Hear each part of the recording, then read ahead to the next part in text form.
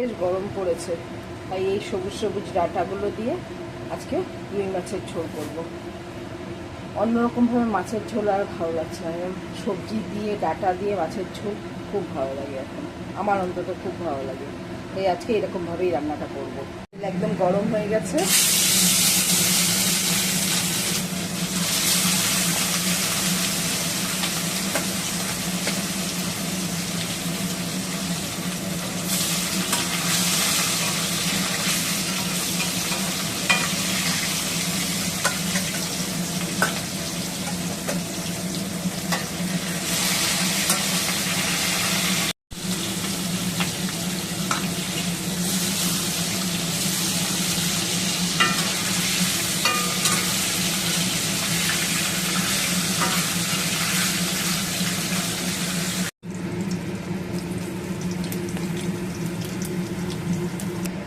মাছ ভাজার তেলে আমি আলুগুলো ছেড়ে দিলাম।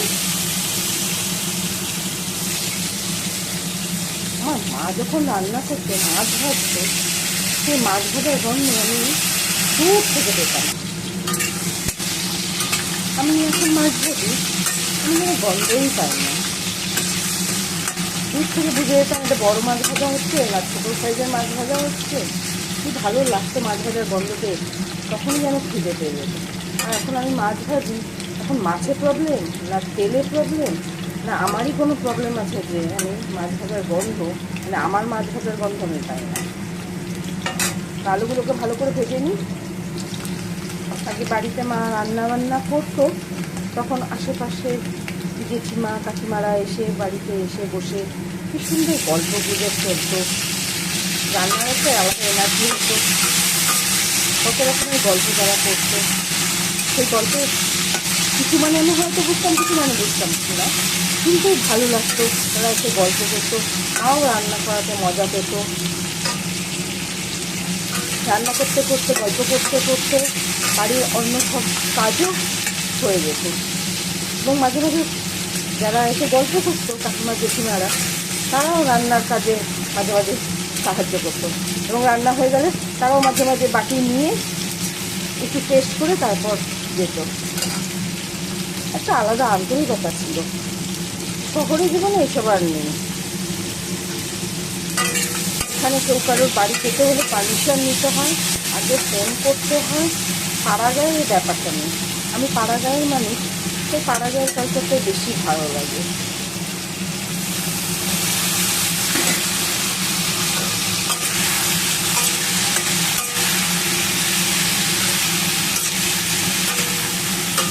এখন মানুষ দুঃখ শুনতে চায়, কিন্তু দুঃখ শুনে দুঃখ পায় না।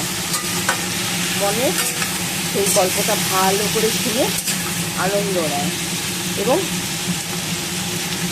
যার দুঃখ শুনলো তার মধ্যে আরও কিছু খারাপ আছে কিনা সেটা খুঁজে বের করার চেষ্টা করে।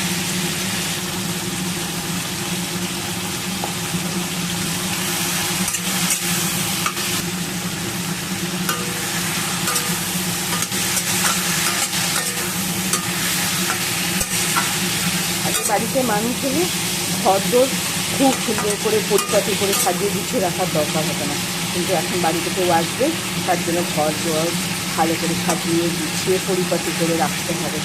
নাহলে সে এসে বলবে কি নোংরা, ওদের বাড়ি আর যাবো না। এখনকার মানুষের জীবন, মানে বিশেষ করে শহরে মানুষের জীবন খুব বেশি দেখানোর মধ্যে বিশ্বাসী। লোক দেখানো ব্যাপারটা খুব হয়েছে। আগেকার দিনে এই সমস্ত কিছুই ছিল না, যে যেরকম সে সেরকমই থাকছে। গল্প করতে করতে কিন্তু আমার রান্না প্রায় শেষের দিকে। তুলে দেখে নিই আমার রান্না এরকম সেদ্ধ হয়েছে, ঝোল তো বেশ টেনে নিয়েছে, আলুও সেদ্ধ হয়ে গেছে। এবার মাছটা আমি ছেড়ে দিই।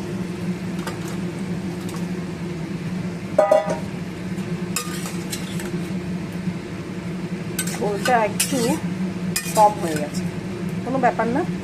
এর মধ্যে যদি আবার সেই গরম জল হোক বা ঠান্ডা জল হোক, যেটাই দিই, ঝোলের টেস্টটা সেরকম ফিরবে না। তাই আজকে শুকনো শুকনো ঝোলই খাওয়া হবে। এটা খেতেও অসাধারণ লাগবে। তো হয়ে গেল আমার মাছ রান্না। মাছের ঝোলটা একটু ফুটে যাক, তারপর নামিয়ে নেব। তৈরি হয়ে গেছে আমার মাছের ঝোল, বাস এবার নামিয়ে নিচ্ছি। টেস্ট করে তো দেখতেই হবে, মাছের ঝোল বলে কথা।